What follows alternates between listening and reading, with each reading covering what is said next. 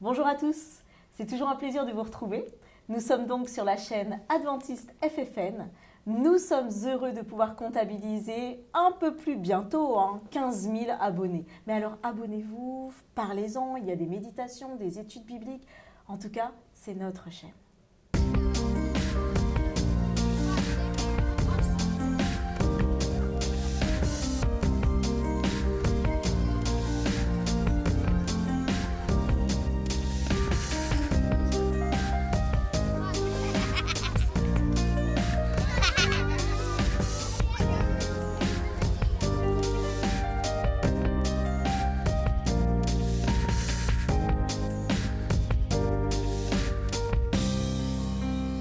Nous commençons donc cette semaine sur un nouveau sujet et j'ai le plaisir d'avoir avec moi le pasteur Gabriel Goléa. Bonjour Gabriel. Bonjour Karine. Bienvenue Bonjour à toi.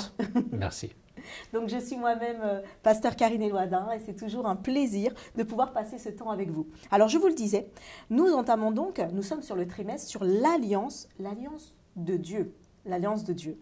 Et particulièrement aujourd'hui, nous parlons d'un thème pour les générations à toujours. Pour les générations à toujours. Alors, mais juste avant, je vais demander, Gabriel, peux-tu prier avec nous, s'il te plaît, pour commencer Oui. ce moment? Nous voulons, Seigneur, te remercier pour tout ce que tu fais pour nous, individuellement et en tant que famille, en tant que personne.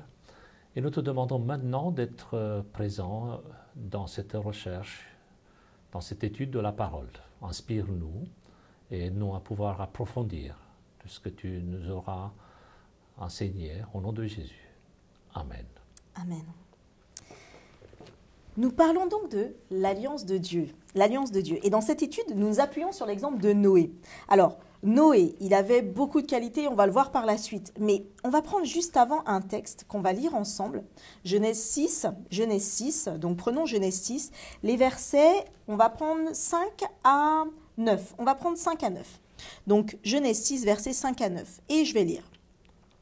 L'Éternel vit que les hommes commettaient beaucoup de mal sur la terre, et que toutes les pensées de leur cœur se portaient constamment et uniquement vers le mal. L'Éternel regretta d'avoir fait l'homme sur la terre, et eut le cœur peiné. L'Éternel dit, « J'exterminerai de la surface de la terre l'homme que j'ai créé, depuis l'homme jusqu'au bétail, aux reptiles et aux oiseaux, car je regrette de les avoir faits. » Cependant, Noé trouva grâce aux yeux de l'Éternel. Voici l'histoire de Noé. C'était un homme juste et intègre. Dans sa génération, un homme qui marchait avec Dieu. Un homme qui marchait avec Dieu. Gabriel, alors, avant qu'on puisse un peu plus parler de ce personnage qui est Noé, il y a un contexte ici qui nous est placé où Dieu, en fait, manifeste, en tout cas constate qu'il y a quelque chose sur cette terre. Il se passe quelque chose et on parle de mal. Le mal sur la terre était, enfin, toutes les pensées des hommes se portaient vers le mal. Ma première question serait, par rapport à ça, comment est-ce que, quelle différence y a-t-il entre le mal de l'époque, le mal d'aujourd'hui, le mal, pour nous, ça reste le mal, en fait. Il y a des degrés, en fait, finalement, ou quelle est la différence? Alors, quand on lit les premières pages de la Bible, la Genèse, nous voyons plusieurs moments clés qui permettent de voir comment le paradis s'est transformé. Au début, on se souvient, Dieu a placé l'homme dans un contexte exceptionnel, sans péché, sans faute, sans aucun mal. Et c'est le moment où l'homme désobéit. Ça, c'est la première fois où nous faisons connaissance avec une autre réalité. Là, à partir du chapitre 6, nous assistons à un autre moment important où on voit que le mal monte, ça se dégrade, il y a quelque chose qui change au niveau de la méchanceté des hommes, la société devient difficile, très compliquée. Alors, la question du péché est une question compliquée à expliquer, compliquée à comprendre, parce qu'on se rend compte qu'en présence de Dieu, on ne devrait pas avoir à expliquer ou à parler du péché, à parler du mal. Ça reste un mystère, ça reste quelque chose d'inexpliqué. On peut voir les conséquences. Deuxième idée que je retiens ici, c'est qu'il faudrait faire la différence entre le péché en tant que particularité, en tant que réalité exceptionnelle, à savoir une coupure de la relation entre l'homme et son créateur, et le péché dans ses formes. Par exemple, on peut dire que quelqu'un a fait un péché, en fait on parle d'une erreur, on parle de quelque chose de très précis, ponctuel. Il n'est pas question de ça. Dans les premières pages de la Bible, on voit le péché et ses formes. Donc pour répondre à la question, quel est le parallèle, l'application par rapport à la réalité d'aujourd'hui, c'est qu'on peut avoir affaire à une relation coupée, interrompue. Ça, c'est le péché, c'est cette réalité terrible, manquer de cible. On va vers une direction. Ça, c'est la définition du péché. Voilà, la définition la plus basique, la plus connue du péché. Donc, on se trouve ailleurs, donc on n'arrive pas à la destination. Eh bien, aussi et surtout, dans le cas visible, dans tout ce que nous sommes, ce sont les formes du péché, et où là, l'homme pourrait intervenir et il fait ses remarques, ses appréciations, parce que c'est la partie la plus simple à gérer. Mais n'oublions pas, c'est la forme, l'expression du péché. Ce qui intéresse, c'est la racine, c'est la réalité en elle-même. Alors justement, merci d'avoir bien appuyé sur cette notion de péché, parce qu'il y a 2 citations que j'ai trouvées particulièrement interpellantes. Alors, les péchés sont comme des cercles dans l'eau. Lorsqu'on y jette une pierre, et donc qu'un cercle se produit autour, quand la colère était entrée dans le cœur de Caïn, le meurtre n'était pas loin. Donc on sent qu'il y a cette idée que le péché, c'est quelque chose qui se répand, qui commence petit et qui se répand. Et la deuxième, c'est: le péché est un état d'esprit, pas un acte extérieur. Le péché est un état d'esprit, pas un acte extérieur. Donc, on voit que parmi cette génération perverse, il nous est précisé qu'il y avait cet homme, Noé, qui a trouvé grâce aux yeux de Dieu. Alors, ça paraît quand même assez idyllique. Alors, tu as dit quelque chose d'intéressant en plus juste avant, parce que tu as mentionné qu'on ne devrait pas avoir à parler de péché en présence de Dieu, en fait, ou quand il y a Dieu. Mais comment est-ce que Noé, parmi une génération perverse, il y avait quand même toute sa génération qui était la pervertie, leurs pensées se tournaient vers le mal, c'était le mal, et comme on l'a dit, c'est quelque chose d'intérieur, c'est un mode de vie, un mode de pensée, un courant. Comment est-ce qu'on peut arriver autant à être à l'encontre en fait d'un courant? C'est quand même quelque chose, enfin, ça paraît totalement idyllique, en fait. Oui, et pourtant la Bible n'est pas un récit où il n'y a que des bonnes choses. On voit par la suite qu'il y a des événements qui, même dans les prochains chapitres, qui interpellent, qui ne sont pas un modèle de conduite. C'est un livre réaliste. Voilà ce qui s'est passé. Il y a quelques leçons dans cette réalité qui est décrite ici dans le chapitre 6. La première, c'est que il y a une réalité du péché qui monte, qui se dégrade, et comme la citation de tout à l'heure l'illustrait très bien, ça commence avec rien, c'est pas grave au début, et on fait, j'ouvre une petite parenthèse, on peut faire une application à nous, à notre vie. Combien de fois nous n'avons pas, nous, entendu des témoignages du style « je ne me suis pas rendu compte, je me suis laissé aller », et puis la personne se retrouve du côté des criminels. Enfin, vous voyez, au départ, c'est rien, une image, une parole, une petite blague. Au début je regarde cette femme, c'est grave. Rien, on se sent bien ensemble. Je veux taquiner un petit peu les parents, c'est un peu comme, vous savez, le gamin qui grandit, qui apprend à parler, puis on s'amuse quand il sort des gros mots, les parents sont tout contents, on rigole, c'est bien, mais est-ce que 10 ans plus tard, on va rigoler? Non, mais ou alors quand après il dit les gros mots aux parents dans un cas très précis, là on rigole plus. Vous voyez, c'est de fil en aiguille, pour illustrer, disons, la mécanique du péché. Le péché ne vient jamais comme ça, qui te tombe sur la tête, et c'est pas une fatalité. C'est un mécanisme qui s'installe. Ça, c'est la première idée, à savoir la réalité menaçante d'un tableau, d'un contexte qui peut être négatif, dégradant. La deuxième réalité qui est exprimée dans ces versets, c'est le contraste exceptionnel, à savoir que malgré ce contexte, malgré ce tableau qui décourage, eh bien, il existe un homme qui fait la différence. Et c'est un encouragement. Et là, je vois les efforts, le combat parfois presque décourageant de certains qui se disent « mais à quoi ça sert? Est-ce que quelqu'un peut remarquer ce que je fais? Est-ce que tout ce que je mets en œuvre, c'est possible? Est-ce que Dieu voit combien je suis attentif à ce qu'il me demande, ou je vis dans une société, dans un monde où tout va là, à l'encontre de la volonté de Dieu? Eh bien, Noé, avec son exemple, nous dit oui, ça se voit. Et il a trouvé grâce aux yeux de Dieu. C'est-à-dire que Dieu a remarqué et lui a accordé sa grâce. C'est parce que son orientation, son regard vers Dieu n'était pas passé inaperçu. Et c'est un encouragement pour nous aussi de se dire, ça vaut la peine.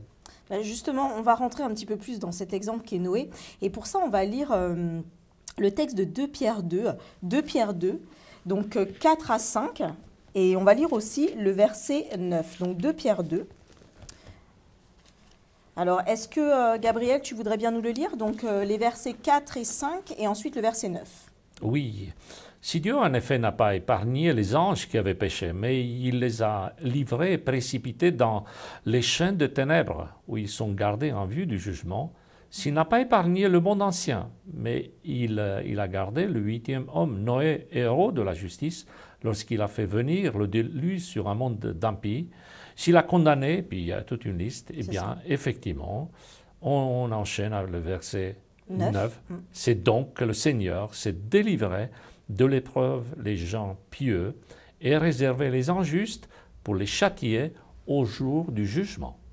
Alors là, on a très clairement fait une distinction entre, comme il était dit dans l'exemple avec Noé, Noé qui a trouvé grâce et qui donc a été préservé, et ceux qui ont péri, puisque on sait que toute cette génération perverse à l'époque de Noé a péri dans le déluge. Mais concrètement, qu'est-ce qu'avait Noé de si particulier? Concrètement, parce que moi, je me dis, je voudrais trouver grâce aux yeux de Dieu et je voudrais pouvoir être cet exemple aussi. Parce qu'on va le voir par la suite. Mais qu'est-ce qu'il avait de si particulier? Qu'est-ce que ça veut dire qu'il était là, justement, intègre? Alors, si on reprend, c'est dans Genèse 6, on reprend, il était intègre, il marchait avec Dieu. Comment est-ce que ça se vit tous les jours? Je veux commencer par notre réalité et puis je retourne à la Bible après. Je pense que dans notre formation, dans notre progression personnelle, professionnelle, etc., nous avons la possibilité d'avoir plein de cours, de séminaires, d'expériences professionnelles, etc. Mais il y a un aspect que nous ne pouvons pas faire, ou en tout cas on n'y pense quasiment pas. Est-ce qu'il est possible d'apprendre une spiritualité comme celle des hommes de la Bible, où chacun se la construit comme il veut? Et l'idée, c'est plutôt dans ce sens, c'est-à-dire que qui pense parmi nous qu'il est possible de s'inspirer, de copier, enfin dans le bon sens du terme, d'imiter, d'apprendre, d'avoir des bons réflexes concernant justement se vivre devant l'Éternel, devant Dieu. Pourquoi? Parce que nous avons l'impression que chacun fait son chemin et chacun commence à zéro. Nous copions quelque part indirectement parce que nous le faisons sans le vouloir. On regarde nos parents, on fait un petit peu comme eux. À un moment donné, on se sépare parce que sur certains points, on n'est pas d'accord. Et certains ne sont pas du tout d'accord avec rien sur les parents. Ou au contraire, moi aussi, je suis à la fois papa et fils. Donc, je fais la comparaison et je me dis, tiens, les parents ont laissé quelque chose de formidable.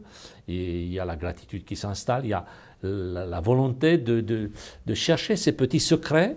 Parfois, on les trouve. Parfois, on espère qu'un jour, ça viendra. Et puis, il y a aussi ce constat, on va dire, public, collectif. Eh bien, chacun fait son chemin. Et on recommence tous à zéro, mais vraiment à zéro. Il n'y a pas de préoccupation pour transmettre un héritage. Mais comment le transmettre? Il n'y a pas de préoccupation non plus pour chercher les clés. Par exemple, quand on apprend à conduire une voiture, est-ce qu'il s'agit là de la toute première fois de conduire une voiture, ou c'est quelqu'un qui a déjà fait ça et on doit lui demander comment ça se passe? On regarde comment il fait. On ne va pas étudier le moteur, on ne va pas inventer le moteur. Il existe.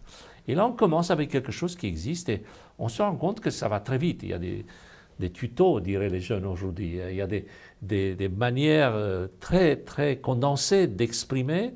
Et aujourd'hui, je reconnais que avant, je me cassais la tête pour trouver une solution technique, pratique. Aujourd'hui, c'est simple. Oui. Vous tapez sur Internet et il y a absolument tout, surtout. Comment taper un clou?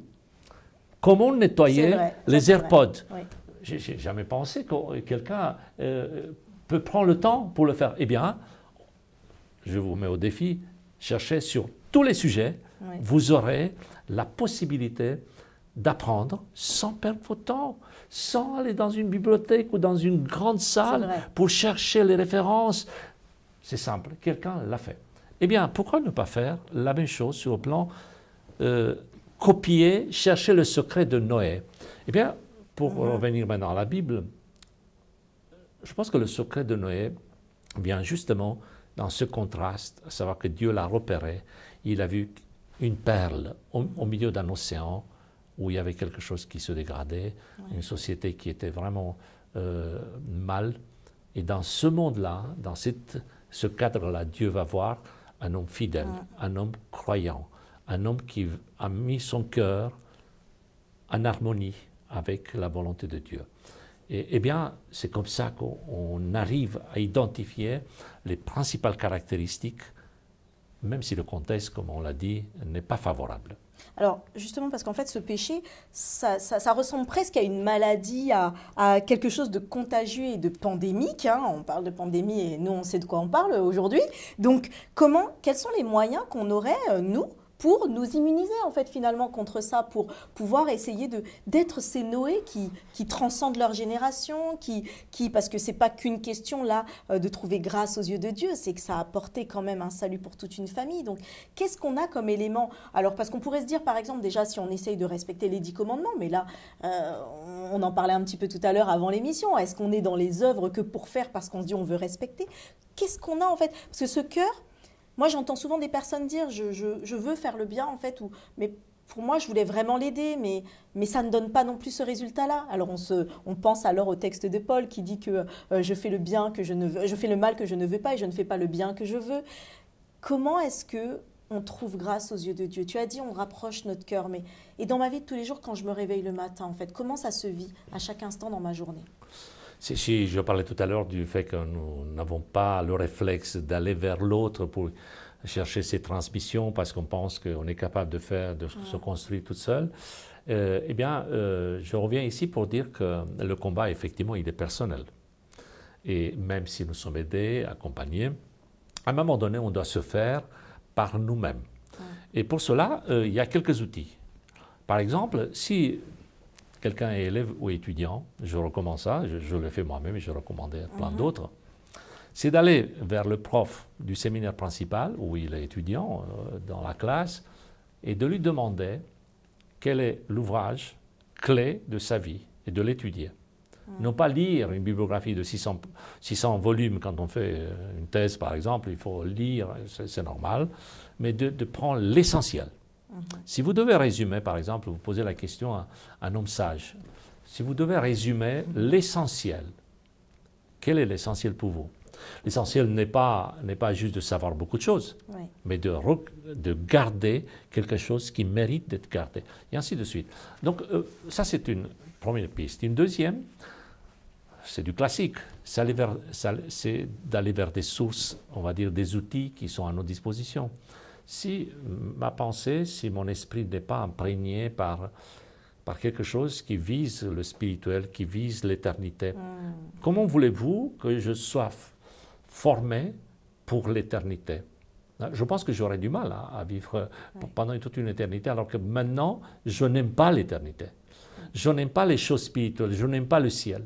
Enfin, je dis ça avec des mots tout en pensant à ménager nos auditeurs ou nos téléspectateurs qui pourraient être interpellés.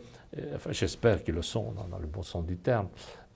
L'idée, ce n'est pas de faire la morale, c'est ne pas de dire tu ne lis pas ta Bible, tu ne fais pas ceci. C'est pas ça. C'est où est-ce que je mets toute mon énergie. En investissement, par exemple, de jeunes qui sont mariés femmes, rêveurs, ils veulent construire l'avenir, ils veulent avoir une maison, acheter une voiture. Qu'est-ce qu'ils vont faire? Ils vont faire un programme, un planning, ils vont parler de ça, et puis la profession, le temps, tout est concentré sur ça. Et puis ils finiront par acheter une maison, parce qu'ils se sont donné comme objectif d'arriver à ça. Sur le plan spirituel, il faut un objectif. Quel est mon objectif? Quel est mon désir? Est-ce que je me laisse aller?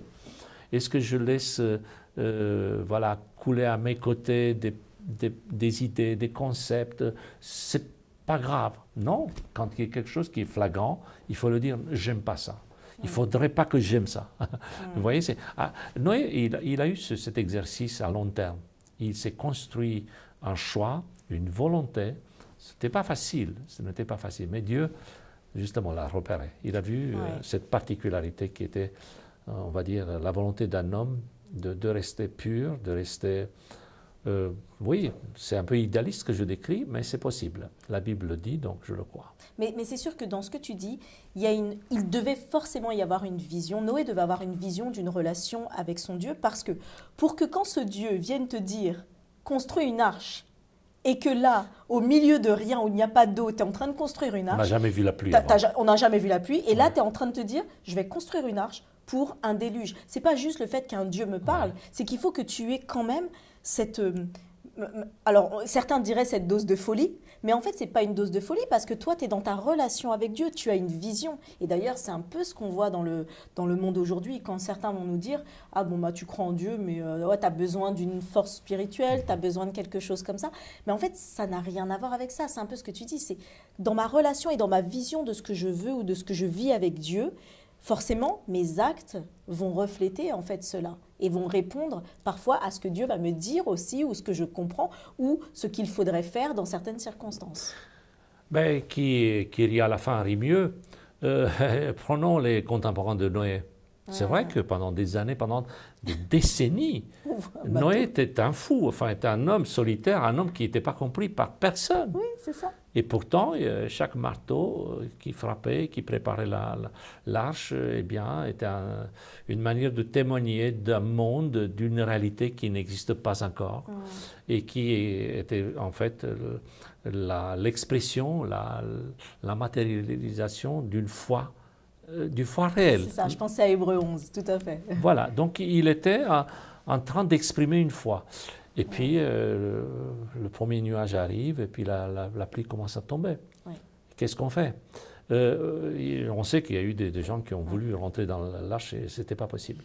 Et grâce à cette, disons, cette alliance, ce pacte, ce contrat, enfin les mots sont insuffisants parce que ça nous amène au côté matériel, côté engagement, du style je suis obligé. Là, alliance, c'est dans le sens, il y a deux parties, deux face à face, et qui se respectent. Bien sûr, l'initiative appartient au Créateur, l'initiative est toujours du côté de la personne qui peut avoir l'initiative. L'homme ne peut pas avoir l'initiative, il peut avoir des idées, mais il ne peut pas générer un contrat, une convention, un pacte, une alliance. Et ce n'est pas juste un acte juridique, on signe et puis chacun fait ce qu'il veut. C'est vraiment un état d'esprit dans lequel nous trouvons deux personnes qui sont liées à la vie et à la mort. Ouais. Et c'est ça ce que Noé vit avec son Dieu. Donc cette alliance, cette relation exceptionnelle qui lui permet, et avant de rentrer dans l'arche, et j'ajoute même pendant et après. Tu fais la transition, puisqu'on rappelle que le titre est pour les générations à venir. Et justement, donc, quand on est dans Genèse 6, il y a deux passages particuliers où, Genèse 6, 18, il est écrit « Mais j'établis mon alliance avec toi. Tu entreras dans l'arche, toi et tes fils, ta femme et les femmes de tes fils avec toi. » Puis, le déluge terminé, Dieu va redire à Noé et à ses fils dans Genèse 9, donc d'abord c'était Genèse 6, 18, là ensuite on passe à Genèse 9, verset 9, à partir du verset 9. « Voici, j'établis mon alliance avec vous et avec votre postérité avec vous, avec tous les êtres vivants qui sont avec vous, tant les oiseaux que le bétail, que les animaux de la terre, soit avec tous ceux qui sont sortis de l'arche, soit avec tous les animaux de la terre. J'établis mon alliance avec vous. » Et il répète.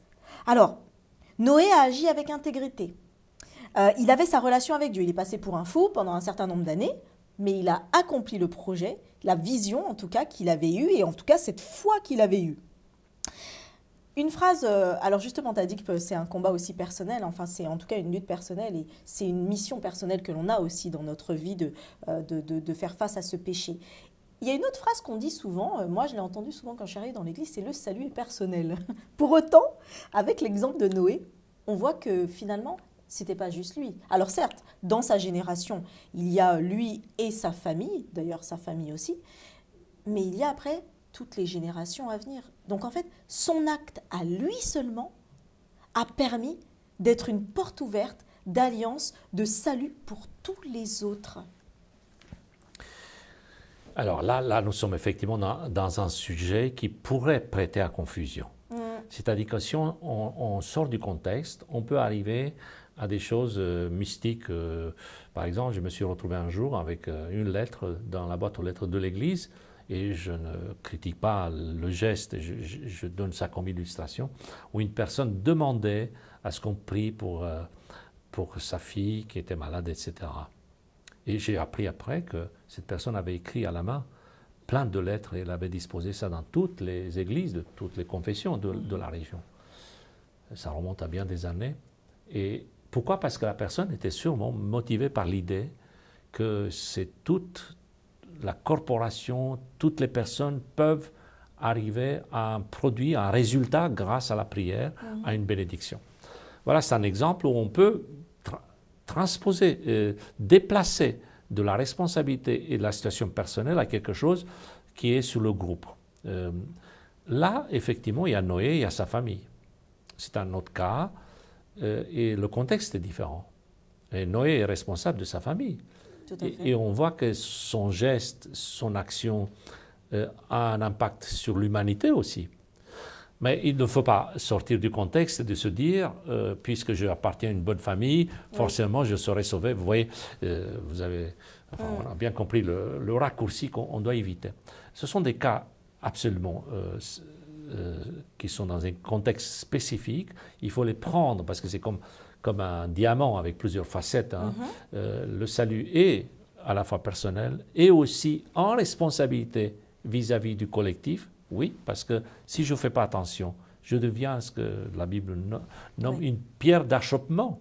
Je peux bloquer, même si ce n'est pas moi qui lui accorde le salut, ce n'est pas ça l'idée. Mais vous voyez, on a une responsabilité. Donc, le bénéficiaire, je peux être par rapport au salut, mais je peux être aussi celui qui favorise, qui crée les conditions pour que l'autre puisse avoir accès au salut. D'où d'ailleurs l'importance du témoignage, de la mission, de l'évangélisation. C'est dans ce sens. Sinon, vous voyez, il y a le salut, il y a aussi la responsabilité. Alors c'est beau de voir comment, par mes actions, en fait, je peux apporter cette restauration, en fait, pour tout un peuple. Je resterai donc sur une dernière chose, parce que pour terminer, en fait, notre étude, un signe quand même magnifique qui a été donné suite à cette histoire, c'est l'arc-en-ciel, qui peut paraître tellement simple, en fait, enfin, bien qu'il soit complexe dans l'aspect physique, mais en fait, cette lumière qui passe dans une goutte d'eau et qui nous permet de voir le spectre de la lumière dans son entièreté. Après, il y a plein de parallèles à faire avec la lumière de Dieu, etc. Mais quand on voit en fait que Dieu a même donné à l'homme un tel signe, qu'est-ce que Gabriel, toi, pour ces derniers mots, tu pourrais dire en fait à nos internautes pour les encourager, alors que chacun, parce que certains voient l'arc-en-ciel, d'autres ne le voient plus du tout, parce que bon, c'est un arc-en-ciel, c'est un phénomène de la nature. Mais Dieu a quand même dit que cet arc, en fait, sera le signe de mon alliance avec l'humanité. Qu'est-ce que tu pourrais dire pour encourager en fait ceux qui nous regardent, ou alors leur permettre de pouvoir être encore plus engagés dans cette mission? Et il me semble que dans chaque geste, dans chaque fait de la nature, on peut voir les traces, l'impact de l'intervention de Dieu. Et je me souviens qu'il m'est arrivé quelquefois en voiture de voir entre deux collines, justement après la pluie, et on s'arrêtait pour regarder, pour admirer un peu plus. C'est un moment où on fait le lien avec ce qui s'est passé ici, parce qu'on nous dit qu'en voyant cela, je me rappelais de la promesse de l'Alliance. C'est l'occasion, c'est une pédagogie, justement, d'exprimer cette opportunité, cette possibilité de se rappeler de ce que Dieu peut faire. Et la nature est là, à travers ce geste qui est placé visuellement devant nous, pour dire à la fois la complexité, les couleurs, on peut aller très loin dans ce parallèle, dans cette application, mais surtout de dire que Dieu est un Dieu qui respecte son alliance vis-à-vis de sa créature. Amen, amen. Merci beaucoup Gabriel et merci pour ton partage illustré. Nous avons passé un temps où nous avons vu en fait que cette alliance, ce n'est pas simplement une théorie. Elle est même en pratique, elle est visuelle, elle est dans la nature, elle est dans notre relation de tous les jours. Et elle est avec un exemple qui nous avait été donné, Noé. Alors que nous puissions, pendant cette semaine, les semaines à venir, les années à venir, que nous puissions savoir que par notre exemple, en regardant vers le ciel et en se rappelant encore cet arc-en-ciel, nous pouvons être ceux qui apporteront un salut pour toute une génération. Ce n'est pas que pour nous, mais pour toute une génération. Bonne étude à tous et à très bientôt.